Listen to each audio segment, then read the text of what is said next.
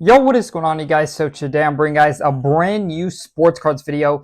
In today's video, I'm going to be talking about some major shifts that are currently happening in the sports card market and what I think that the masses, where I think the masses are going and what I think is going to happen with the prices of a lot of these different players that a lot of you guys, I'm sure, are buying into. So without further ado, we're going to hop right into the video.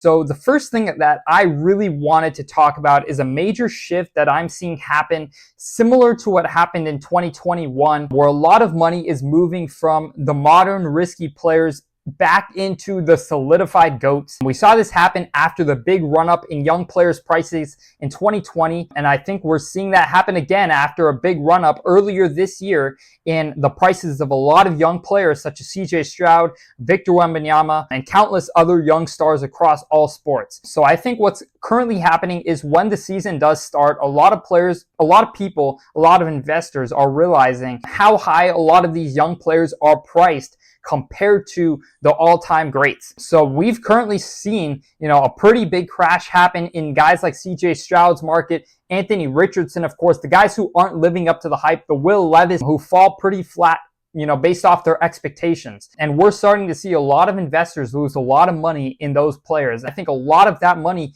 is flushing back into the all-time greats. We all-time record prices. In Michael Jordan's exquisite market and Kobe Bryant's exquisite market and Kobe Bryant's flawless market, and Steph Curry's flawless market. So we're starting to see a lot of money flow towards, the Michael Jordans, the Kobe Bryants, the Bill Russells, and I think we're starting that shift starting to happen. A lot of on-card autos have been performing really well. Michael Jordan's star, rookies hitting all-time high levels. Tom Brady's market's kind of starting to, see some growth again after a long time. So I think a lot of times the market does play in cycles. And I think if you're able to spot those cycles, it's always a good eye to have because, we could see that the, young modern prospect market was hitting all-time highs.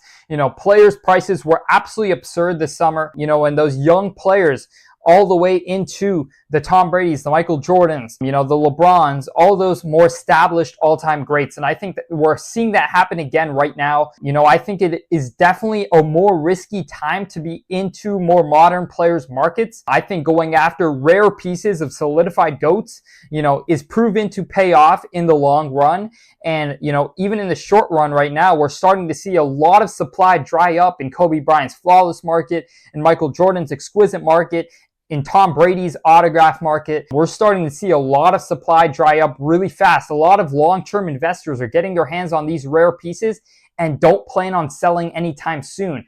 And I think that's why we're starting to see these prices rise up really fast, is because we're just not seeing as much hit the market. And we're seeing so much demand of these long-term investors coming in and wanting these cards for the long term. And I think, we're hitting a little bit of a supply shortage right now in the markets. And I think that's why we're starting to see prices finally rise like they should have a while ago, in my opinion. I think, Kobe, Jordan, Curry, LeBron, all these guys have been super undervalued for a while compared to these young players. You see people to the Purdy Shield, and you can see the highest, priced, whoever it is, Derek Jeter, whichever player in any sport, you don't even see their highest performing cards hitting those levels. So I think that's a lot of what's happening in the sports card market. And I think it could be a good time, to double down on that and to look for that second tier, because I think we've already started to see the Kobe Bryants, the Michael Jordans, the top of the top, the Tom Brady's. We have already seen the growth in their market. I think now, you could start to see some growth in the secondary market, which would be the guys like Allen Iverson, Tim Duncan's,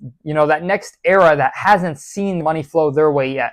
A lot of guys like Drew Brees, Peyton Manning, even Steve Young, guys like that, I think are at a point where they're pretty undervalued compared to everyone else, compared to the GOATs, compared to the young stars. I think their markets are really undervalued right now. So I'm personally looking at their markets and saying, if we look back at what happened in 2021, after we saw the Jordan craze, the Kobe craze, the LeBron craze, we started to see people flow down into the Tim Duncans, the Allen Iversons, the Steve Youngs, the Drew Brees, the Peyton Manning. So I think that's what we could see start to happen. That's a personal thesis I have. I'm not saying it's exactly what's going to happen, but that's definitely something that I'm looking at right now and seeing good opportunity in. And I think guys who continue to play in the modern market during season, it's a really risky play, and I'm not sure it's going to pay off. It could, but I'm just not sure, and I think we haven't seen enough data to know that. So that's why I'm personally sticking a little bit, with those more solidified players right now. There's still plenty of deals you can find, plenty of money you can make. It's just a little bit different of a market to learn, more of a collector's market for sure than the young players